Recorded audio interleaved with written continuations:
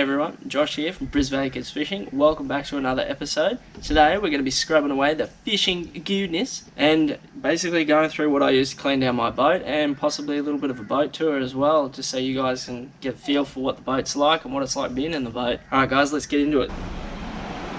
So what's that dude doing kneeling on his bow?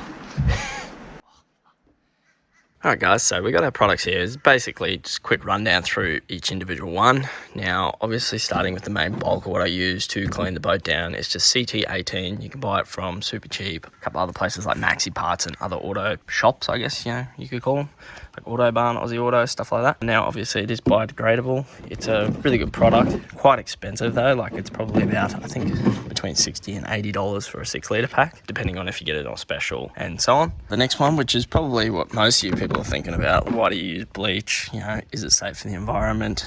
Obviously, if you're right near the waterways, I probably wouldn't recommend using bleach because it obviously does take a little bit of time to break down. It breaks down over about 24 hours. It mainly reacts just with bacteria and germs and stuff like that, so it's not super harmful. Obviously, you don't want to be tipping it straight into the waterways, so if you're doing it on a dry day, there's no chance of rain, stuff like that, you don't get much runoff from washing your boat down. It's perfectly fine to use to get rid of most of the odors and germs and bacteria left behind, obviously, from fishing. Now, the other two products that we use are fabric softener and dishwashing detergent. Both of them, obviously, you can buy them in biodegradable forms. Most of them these days are biodegradable, and basically they won't last very long in normal circumstances. They break down pretty quickly, so they're pretty much safe to use. And once again, as long as you're not tipping them straight down your drain or washing straight over a drain that goes into our waterways, you're pretty much right to use them. Anyway guys, let's get into it. Let's wash this boat, eh?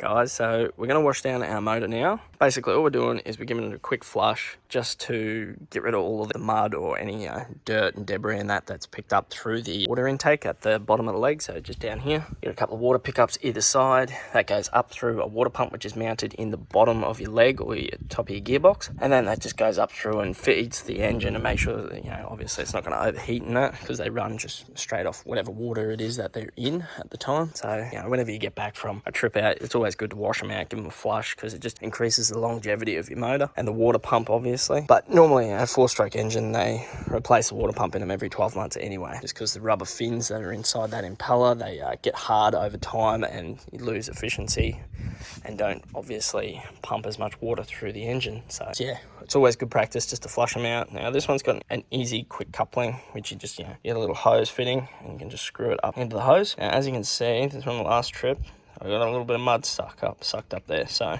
that's just from having the motor down and dredging a little bit of mud. Not real good for the engine, but it's not going to kill it either. So what we'll do is we'll just give it a quick rinse out, connect this hose up, and we'll run it up for 10 or 15 minutes and flush it out. Alright, see you shortly. Alright guys, so we've got the hose hooked up. I've just turned the hose on as well, so that's just automatically going to send water straight through there. Now what we'll do is we'll turn it on, we'll run it. Probably want to run them for about 10 to 15 minutes till they get hot. Obviously, you can see a bit of water coming back down and out the bottom because the motor's not running. When we get it running, get it hot, a lot of the water that's coming back down there will be actually a lot hotter to the water that comes out your telltale. Now this is just obviously so that your water pump or your water flow is good. So let's start her up, let's run her up. Oh. Just being able to turn that key is just awesome. Alright guys, let's get it. Alright guys, so just finished running it. Just going to let all that water go through, try and just back flush basically. So wait until this water goes cold, just get all of that, any extra dirt and salt and stuff out at the bottom of the leg, the bottom of the water gallery in the leg. And yeah, that's pretty much it. Well, bit of a rundown of the boat and backstory. So it's a 4.4 meter cruise craft is the hull originally. So the hull's originally cruise craft. all of this other stuff has been either modded or, you know, put on after we bought it. So basically we bought this boat back in early 2000s. I was probably only a young fella. I was about 12, 13 years old, and paid $45 for the hull from the Caloundra tip. Now, when we bought it for $45 from the tip, it was not a very flash looking vessel. She had no transom, so all this was removed. There was no deck, floor, stringers, nothing like that. So all of this has been put in. No sump, nothing like that, just the basic motor well and basic hull virtually. So we built it up from there. Now, over the years, we've done a few different modifications. We've changed the deck setup. So it originally used to have forward controls on it, and they sort of come up to probably halfway up the deck. And we've since converted it into a self-draining deck with anchor well, built-in esky, along with a few extra side pockets up the side for storage. Now, I know you're probably thinking that esky looks really small. It's actually not that small. It goes right up the front. I don't know if you can see, but it goes almost all the way up to the front of the bow, basically where that pedestal mount goes. And then from there, we've also put in a console with bait tank built in, all plumbed up. So on the back, we've got a bilge pump all connected up, drains and everything. All of the plumbing runs through underneath the seat. Underneath the seat is storage as well. So if you come back here, you've got two pockets. One holds the battery box and plumbing basically for the live bait tank. A lot of the electrical and wiring side of things comes up through here. So just see if I can squeeze you guys in there. A little bit of a rough job, but we've got the wiring and then battery box, everything like that, all hooked up with isolator. So at the moment, there's a little bit of water in the bottom of here, but that's just because the live bait tank's got a small leak. We've got to fix that. Coming over to the other box, we've got just enough space for the tackle box basically, and all the extra wiring. You got your bus bar up there for the earths and everything like that. And then, we come back up here. Switch panel, so everything down in here has got either lights set up for it. So I don't know if you can see that during the day, but basically got lights set up for there. A live bait tank light set up as well, so you can see the fish through the little sight glass. All built, all molded in when we actually glassed it all up. Now we come back up here, we've got a Garmin 75 SV. Now this model's a couple of years old. I'm not sure the exact model type for the transducer and everything, but it's got side scan, down view. I think it's 455 kilohertz for side view or side scan and down view. And then just your standard, I think it's 200 kilohertz for your traditional sonar. So it's enough, more than enough for the boat. It's also got, your maps and everything like that in there too. So it's not too bad a system. It gets us through the day. Now, if we come back here, obviously we've got the workhorse, the 70 horsepower Yami 4-stroke. Now we had to go for the 4-stroke Yami just due to the fact that the tiller arm's a lot shorter than traditional 2-strokes. Originally I wanted a Evinrude E-Tech. I think they come in the 75 horse, but the tiller arm come too far forward for our center console, and it just wouldn't have worked out with the layout of the boat. But I'm quite happy with the 4-stroke. It does the job. It's not too bad.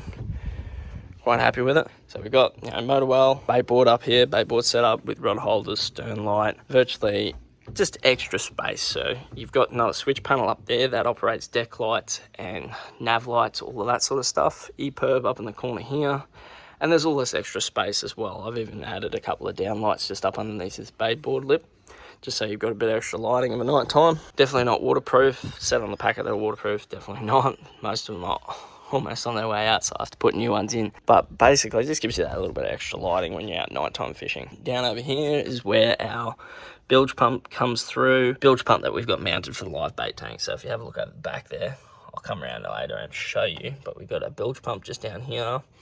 Your transducer for the sounder setup down there, and then it all just runs up through the motor well, up underneath, and just through some PVC piping. Moving on, obviously got the 2 rear anchor mounts. Now these are just V-cleats, so you're not having to tie up or anything like that. Basically rope goes in and pulls up tight on that V. Now if you have it the wrong way, it's never going to pull up tight, so you always want to make sure you mount them good. Back up the front, anchor well for your forward anchor. Haven't got anything down the back for your stern, and then rod holders everywhere. Can't have too many rod holders. Trust me, you can never have too many rod holders. And then we've got our basic deck light setup. So we've got one set up on spotlight and basically just on a paint roller pole. Just an extendable pole so you can just pop the top, twist it, pull it up. And then all self-draining deck. So for cast netting and mud crabbing, it is perfect. You can just wash the deck. None of it's going to come back past the slip, and then we've got scuppers either side, so it just self-drains. You can just pour a bucket of water over it, wash all the leaves, the debris off, and it just goes straight down out the sides, no worry. And then as for the top half of the boat, all that squared off sort of box section that runs right around the top, that's all high density foam with just glass, fiberglass over the top, resin, glass, and it just adds that extra level of buoyancy. So you could almost virtually fill this boat up with water and it would not sink. That's how much buoyancy there is in this boat. So we've tried to use foam wherever possible. All that console is made out of foam. Esky is all out of foam. Basically, for the most part, it's foam wherever we could.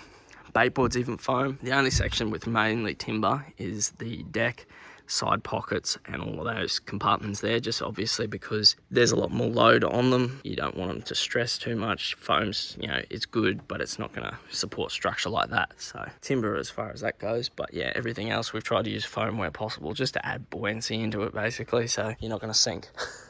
But yeah guys, that's pretty much it as far as the boat goes. Any questions guys, just feel free to drop a comment below if you want to know anything special about the boat. For now, this is the basic setup that we got. It gets us through, and yeah, some big things coming for the boat. Always adding modifications to it, always fitting things to it. It's always a project boat. I owned it for probably 15 years now, and I don't think I'd ever get rid of it. You could never put a price on it. It's one of those sort of boats. All right guys, so I'd say we'll probably wrap it up there, but that's pretty well it basically. So like I said before, if you got any questions, just drop a comment below. And remember guys, that's fishing 80-20. I'll see you in the next one. Bye. All I want is you to hold the phone in front of me while I blow the soap out of the broomstick. That's all I want right now. Just want you to hold it so I can go.